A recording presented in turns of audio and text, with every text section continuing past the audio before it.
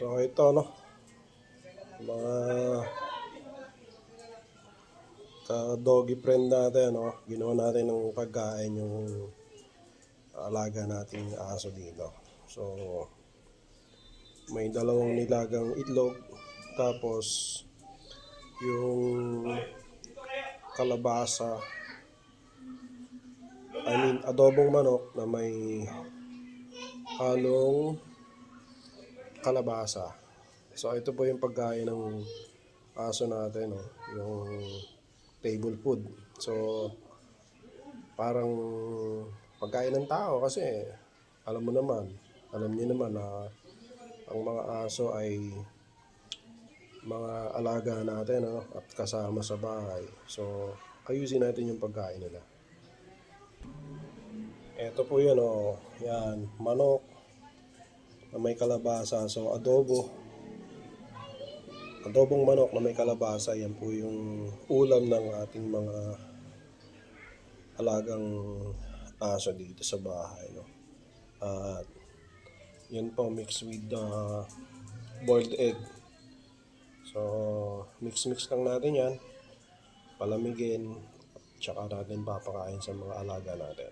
So ayan po, no? Prepare natin yung pagkain nila. So 4 po sila dito eh. Ayan. So sa mesa pa natin ginagawa, no? Parang sa mga alaga nating aso. So wait lang po, no? Mimix natin yan, tapos bibigay natin sa kanila.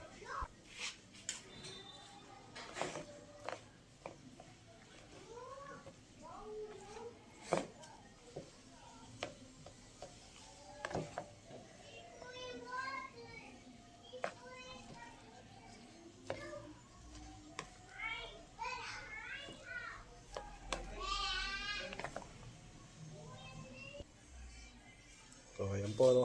Ayan, hinatin na natin sa 4 yung ating hinandang pagkain sa ating mga alaga. Bigyan natin itong isang kay MP. Kay Panda naman. Kay Negra naman. Si Raptel, ang huling bibigyan natin. Yan. Yan, si Raptel. Kain na yan. So, yun po na mga ka-doggy friends. Ayan, binigyan na natin ng pagkain, ano? At sana po ma-share ko yung aming food mix sa aming mga aso.